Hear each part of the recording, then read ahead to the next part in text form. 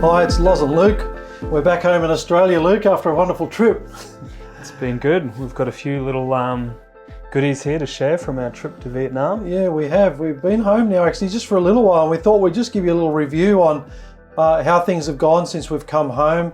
And also we waited patiently for a few weeks for these special order shoes from Fugashin Shoemakers, who are quite a renowned Japanese shoemaking company that have a factory over in Vietnam, and they're doing some wonderful work, and we'll just tell you a little bit about that.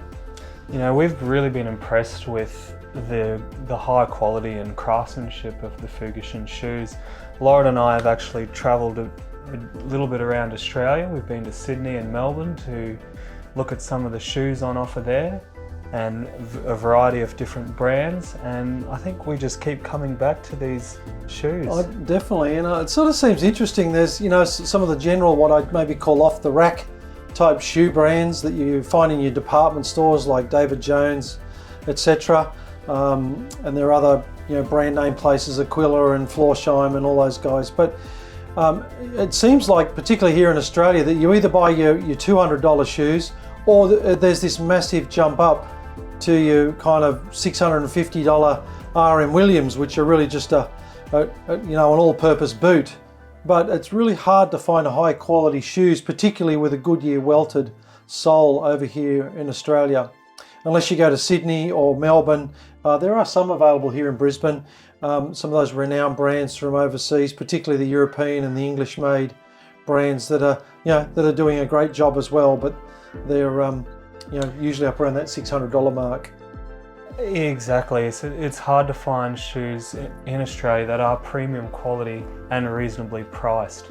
I think we looked at Loke in Sydney. They had some great shoes. Yeah, Loke, Church was another one we checked out as well. Crockett and Jones, they were doing some really nice shoes, but for that sort of level, you're looking at $1,000 pretty much, yeah, plus, you know, so wasn't really a lot of a choice out there, and so, you know, we've got another video up that was just a general overview of what we found in the Fugashin store in District 3, Ho Chi Minh City. They do have some of what I'd maybe call your off-the-rack type shoes that sort of sit around that $150, $200 mark. This is Australian dollars, obviously cheaper in American, US dollars. But they had an intermediate range of shoes, which are the Blake stitched, and then you moved up into your Goodyear welted soles as well. And Luke, you've got some that have become really been quite an affordable pair of shoes in the Goodyear welted series. Yeah, I've got my burgundy cap toe Oxfords here, and you can see there's a slight sort of black burnished on the edge.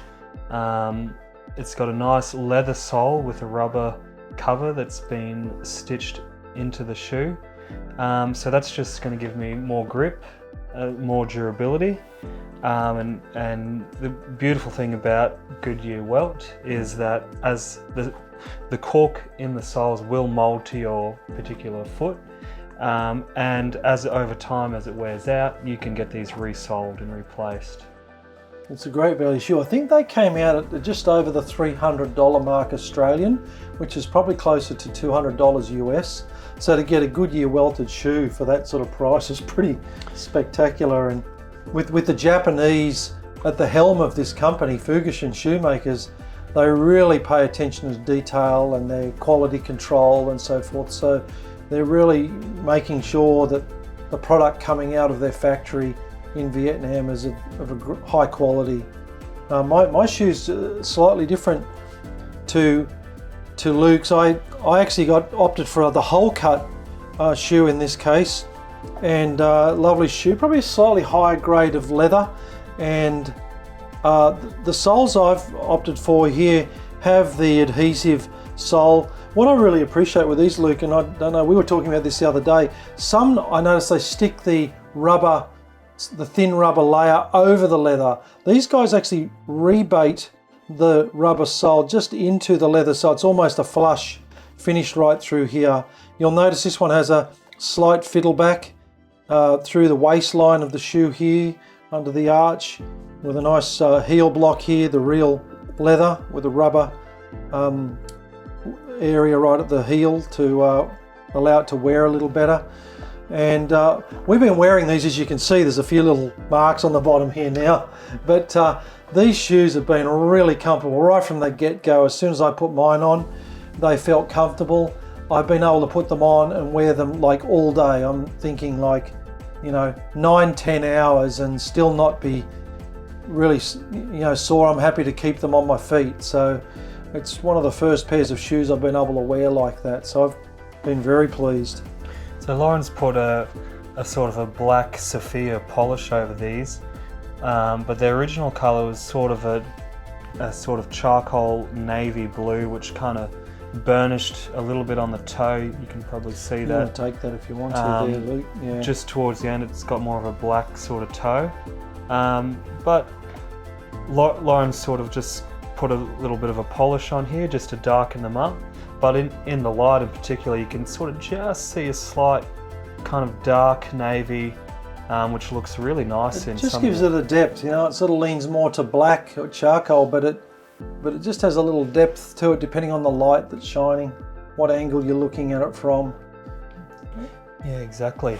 And you've recently just ordered another another I've just pair. got some over here. Similar last, actually. I found this shoe last really works well for me.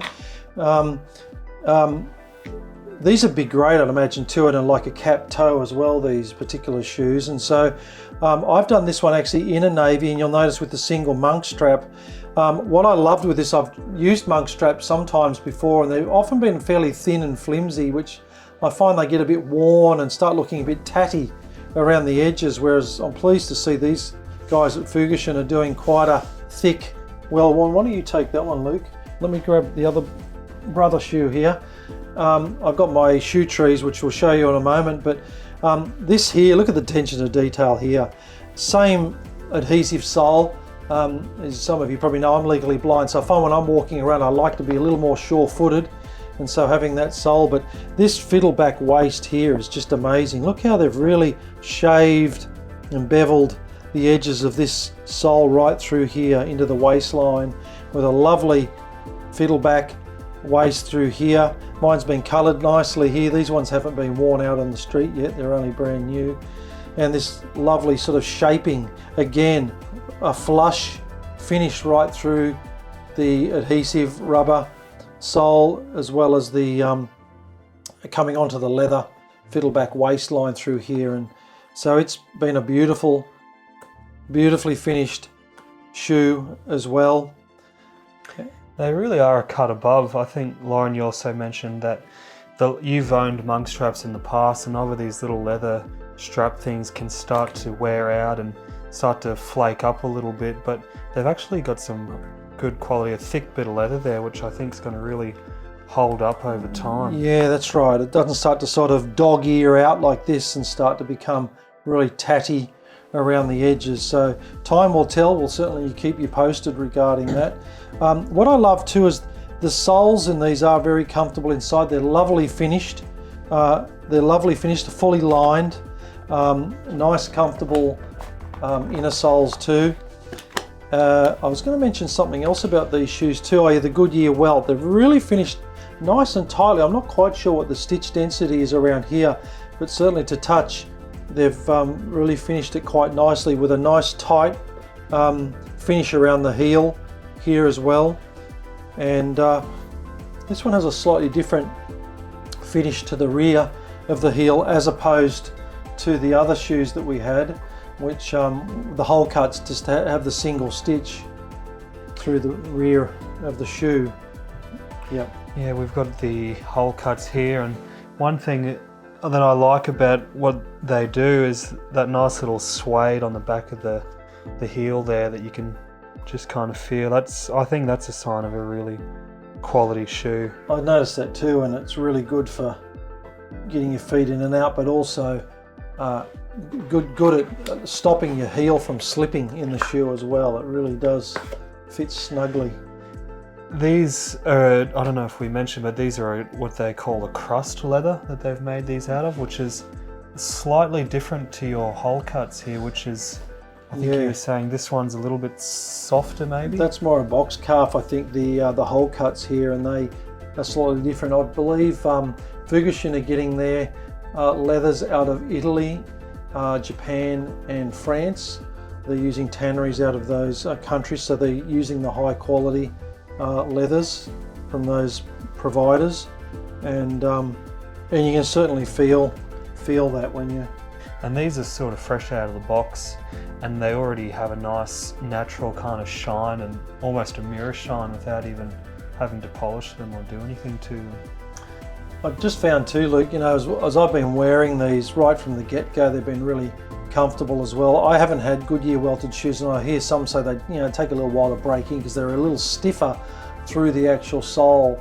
I found that's really good, because a lot of shoes that I've had in the past, they tend to want to crease through the vamp here as you're wearing them. They tend to want to crease, and also the toe cap here, you push on them and they dent and carry on. These ones here have got a really nice firm finish around the toe cap, so that you can be assured that you're going to have a nice finish without it creasing through the upper end of the vamp through there. So far we've had a great experience, and for the price, around about $500 Australian, $550 maybe, depending on your shipping and so forth and the exact finish you're paying for these sorts of shoes. The ones like Luke's, which is a lovely shoe as well, are slightly cheaper. And then if you go into some of the exotic leathers like your Cordovans, depending if your country allows you to import the ostrich and crocodile, yeah, that'd be lovely to get some of those as well. They're really quite affordable priced shoes for the quality that they're putting into these shoes. Yeah, they're phenomenal quality, and I don't think we've been able to beat them in the where we've been looking in certain areas, just for the quality that goes into these shoes and the price point. Like even with my burgundies, you can see just the sleekness of them, and the way they kind of wrap around the heel, and just the tightness about it. In this particular last, I own a pair of Allen Edmonds, which is a very well-known American shoe, and they just don't have that level of refinement. And you're looking at, I think, about sort of $500 or $600 these days for a pair of Allen Edmonds. Yeah, and otherwise you're really starting to head into Spain and these other countries who have some great shoemakers as well. But yeah, definitely Fugashin Shoemakers are ones well worth checking out. Luke, we just have some shoe trees there too. Ours are inside the shoe here, but we might want to just mention they sell these shoe trees as well.